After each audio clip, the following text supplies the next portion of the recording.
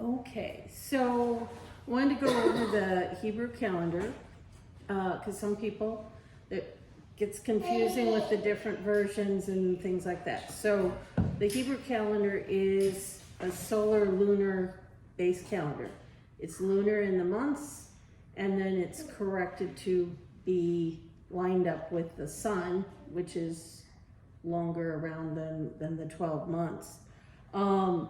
So many different versions. We're not going to try to say one is correct over another. I just want to give a brief explanation of how the different calendars work.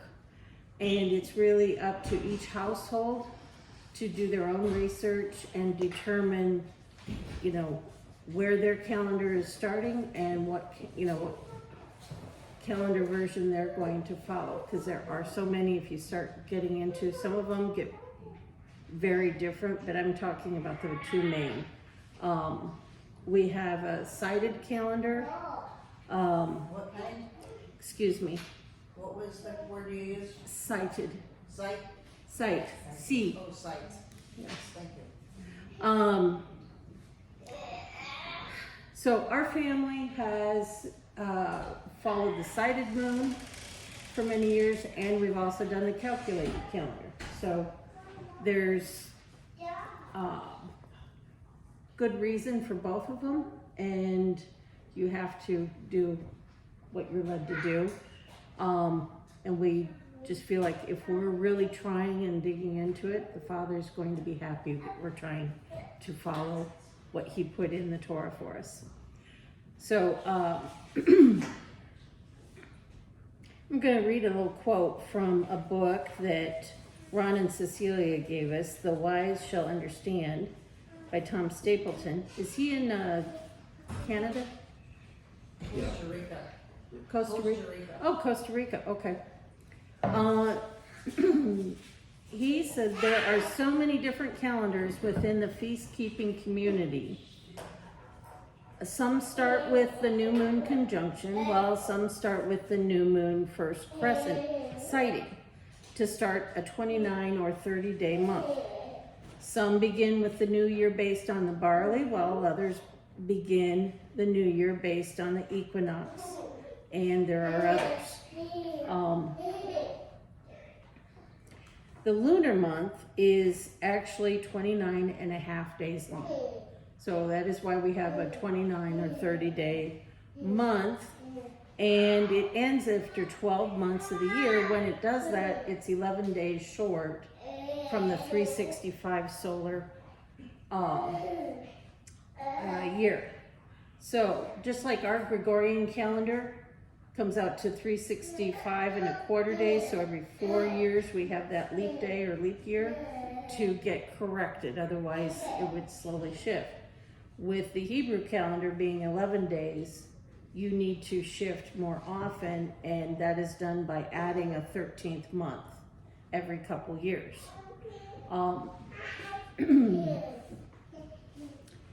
So I'll start with the sighted moon. This is jumping around at me.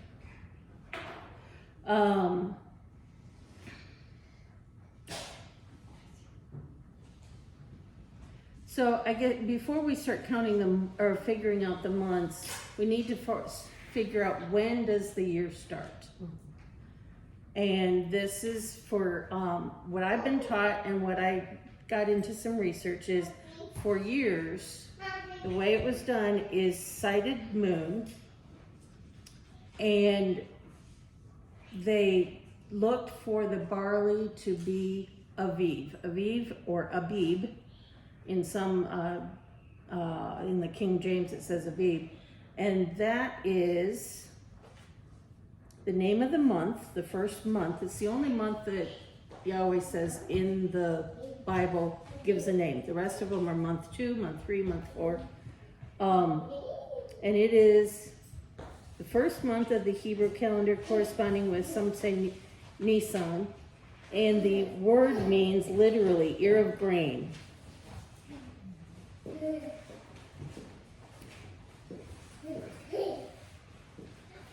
So the new year is determined just before the end of the 12th month, checking to see if the barley is going to be ready by the middle of the month. It has to be ripe enough that you can harvest and make a sheaf, and it can dry, and it will be ready for the first fruits offering.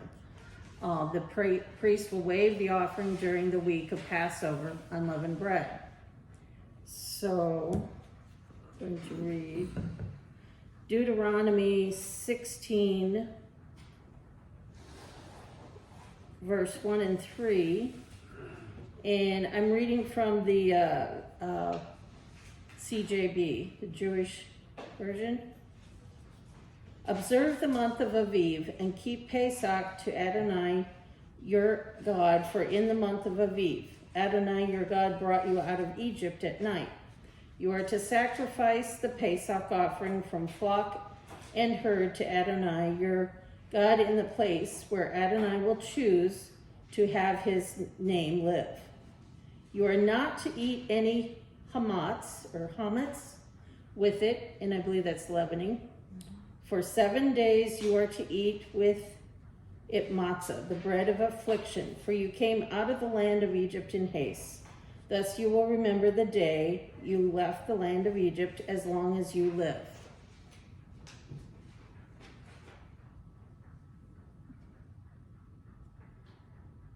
And then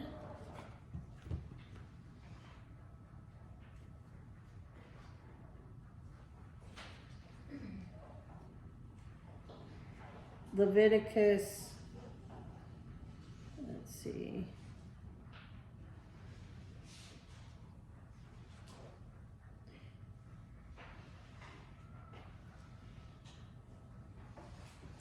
Leviticus 23. Gotta get back here.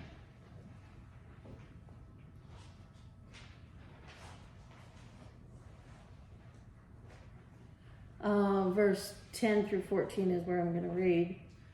Speak unto the children of Israel and say unto them, when you come into the land which I give unto you, and shall reap the harvest thereof, then ye shall bring a sheaf of the first fruits of your harvest unto the priest, and he shall wave the sheaf before Yahweh or Elohim to be accepted for you on the morrow after the Sabbath.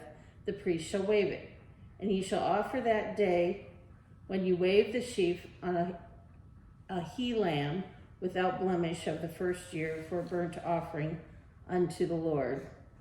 And the meat offering thereof shall be 2/10 deals of fine flour mingled with oil, and an offering made of fire by fire unto Elohim for sweet savor, and the drink offering thereof shall be of wine in the fourth part of a hin.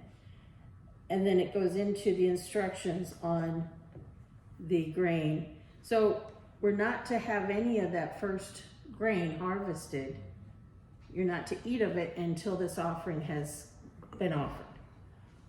Therefore, it has to be in the springtime when the crop was barley in the land. Other references, Exodus 13, 3 through 9.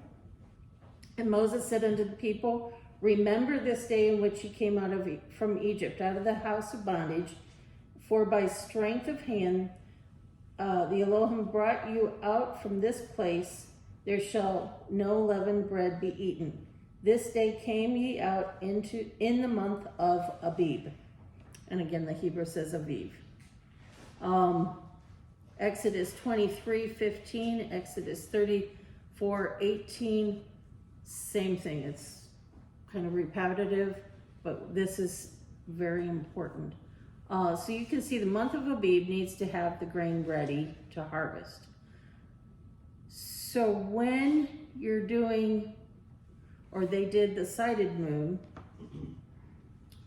originally the beginning of each month was determined based on an observation of the crescent moon. You had to have 2 witnesses, and they would go before the Sanhedrin, the rabbis, and they would determine, yes, it's the new month, or no, it's not. If it wasn't sighted, the next day, the 30th day, will be the new moon, because otherwise you would get out of your seasonality. When they determined that, they did the same thing with the grain. So 2 people had to bring the grain before them to determine if that was going to be ripe enough by the middle of the month, because they could harvest it right up to Passover. They had to harvest it before Passover, so they would have it for after Passover. Again, the rabbis determined, yes, this is. What they did is they had high places. This is what I've read in a couple locations, and I've heard from other teachers. There were high places, and they had messengers go out and light these signal fires. And one by one, it would just travel so everybody far and wide would know that the month was declared, and they would know it would be the year. This went on. I don't know if there was any interruptions, but left off. Between the years of 70 AD and 1178, there's a lot going on, and that's where they started to have trouble doing this. And that's when they started to do a calculated calendar. So they started putting in the mathematical rules to figure out the month, and the calculated calendar is often referred to as Hillel II, who was the word is Nasis. It means prince or president today, but prince in biblical Hebrew. He was the head of the Sanhedrin, and Hillel II was the head between 320 and 385 Common Era or AD. So he's regarded as the creator of the calculated calendar. What he really put in place was the 7 leap years out of 19. So there was a cycle of 19 years, and they figured out that by doing it in this order, it would keep your seasons in the correct season. Along the way, up through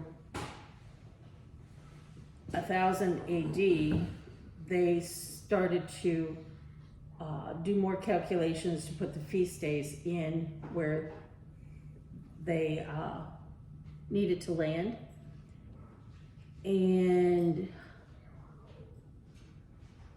so a number of documents have found that indicate the calendar was not fully fixed at Hillel's time, but he's the one that gets credit for it. It did not reach its full way it is today until 922, 924, when they adopted a calendar. So today, you can take the calendar, and it's easy to just Google. You could, any year in this AD, and it will tell you what day the feasts are on. It'll tell you what day the moon is, the new month, and the new year. So it's just all a matter of math. The fixed calendar was a great benefit when everyone was dispersed, as we are now. There wasn't any way to see those signal fires. You have 10 Israel wasn't keeping it, but the Jews were in diaspora. Spread out is the way I kind of look at it. So if they are in another country, they have a calendar. Part of the reason for this was Constantius II, who followed Hadrian. He put into effect that the Sanhedrin could not meet and the messengers could not go out. So their lives were at stake trying to keep the calendar. And that is when they were like, okay, you need to look in your own locale to see if the crop will be ready for, determine if it's spring or not. And then they came with the calculated calendar. So later on, rabbis added rules about what day of the week certain holidays can fall on. So certain feast days, they don't want to be on the weekly Sabbath. So they have from the beginning of the year, it was all determined, this has all been pre-laid out. So they don't want Passover to land on a certain day and then all the other feasts. And I'm not sure if they're looking at Day of Atonement, they want not to land on the Sabbath, but they're all tied together with the calendar. So once in a while, if you are looking at moon, we have star moon software, you can determine when the conjunction is. Sometimes it's a day off from the Jewish or the Jewish calendar because they have put in that extra delay on one of the months to push everything so it doesn't land on a certain feast day. Feast day doesn't land on a certain day of the week. We noted that this year, if you went by the calculation, Hanukkah on the calendar started a day before, if you used this methodology and did the calculation yourself.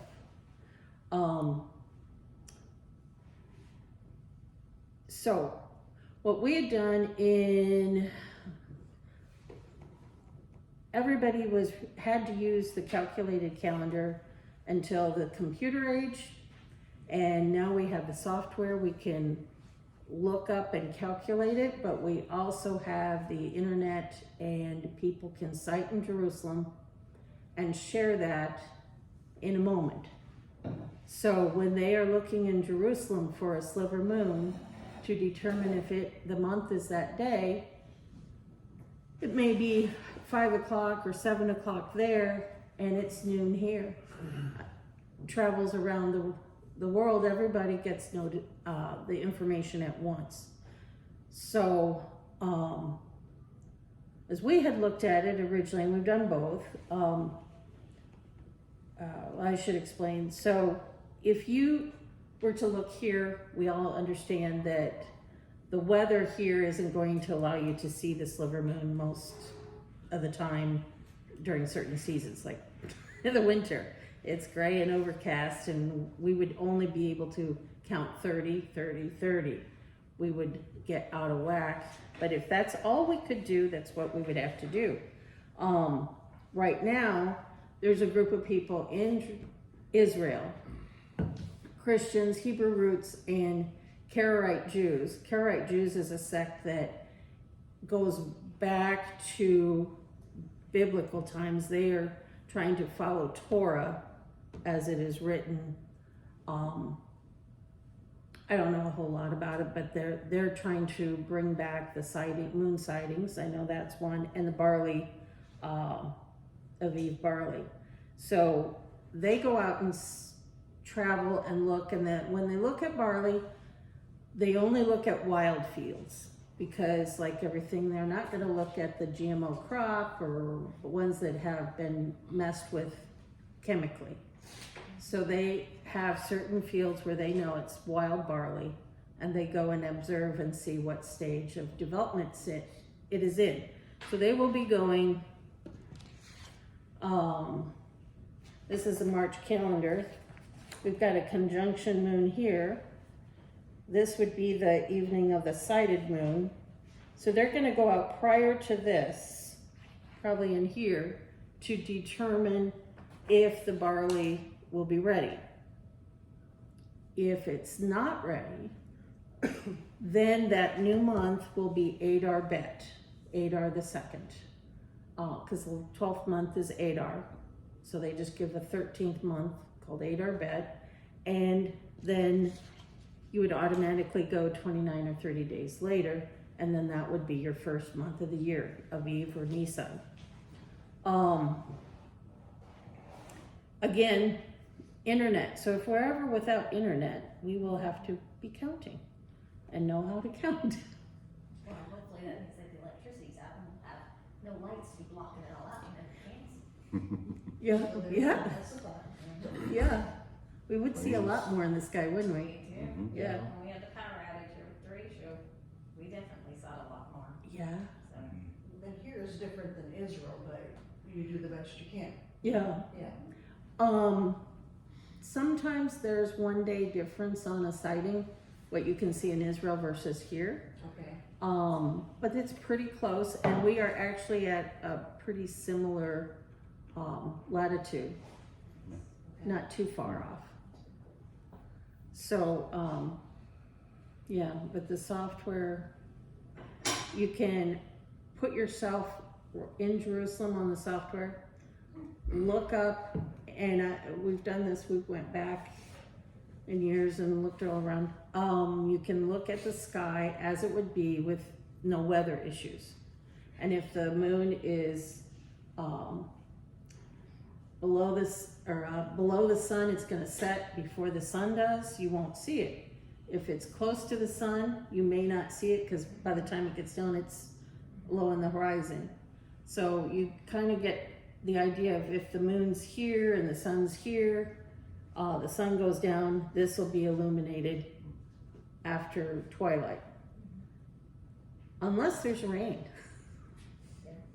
And there have been times where in Jerusalem, you may have one person sighted it, but nobody else could see it because of the weather.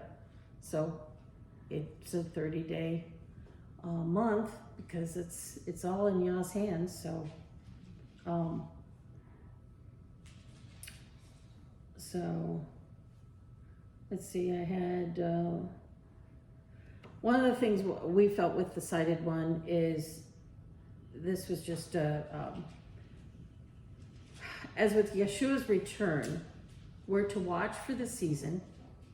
We know the season is now. We feel it's now. We're seeing everything come together.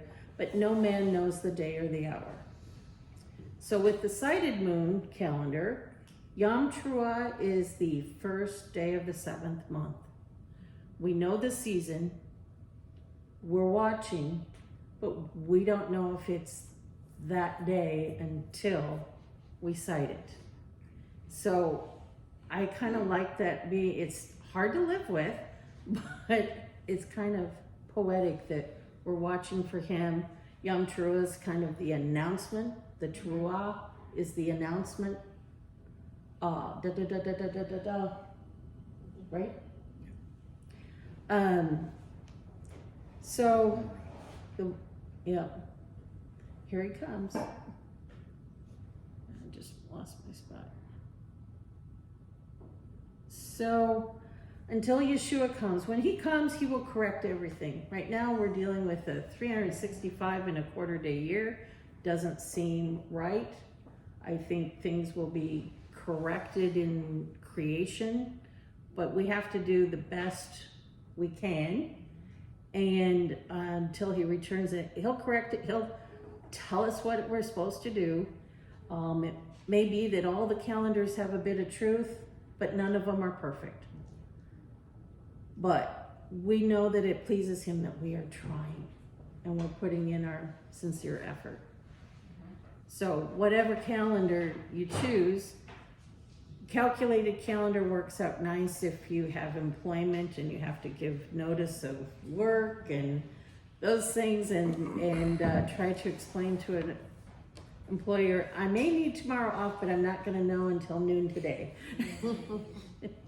And if I don't need tomorrow off, I need the next day off. So opportunity to witness, I guess. Mm-hmm.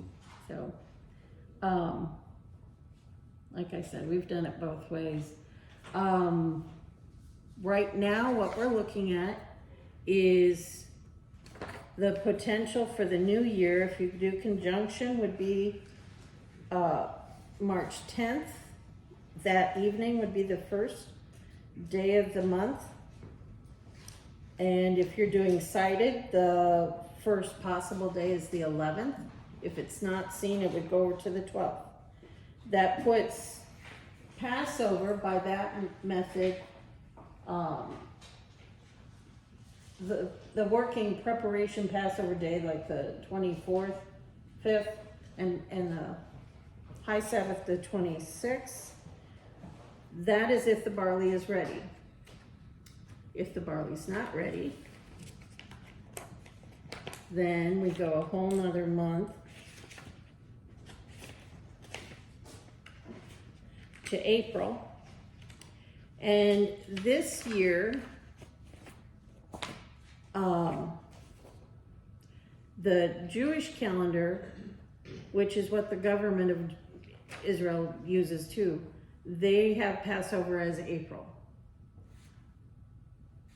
A lot of years, Easter and Passover are in the same vicinity. This year they're not. Some people follow, I'll just call it Andrew's calendar. It's a conjunction moon calendar, but he's done the calculations. It's just not using the Hillel 2 calculations. And he has Passover as March. And in the sighted moon, you have two scenarios. If the barley's Aviv, if it's sighted this month or day, if not seen, then it's this day. If the barley's not ready, you go down to April and it has the dates. So at this point, you can't determine fall feasts because you don't know, if you do the barley method, you don't know which month we're starting. Once you know that, you can kind of calculate out 7 months and know that it's going to be within a day or two for Yom Teruah. But then you wait till it's sighted. So,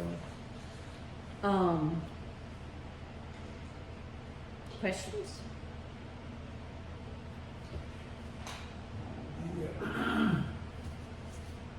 I think the reason, excuse me, they're having, showing Passover later is because they're adding the large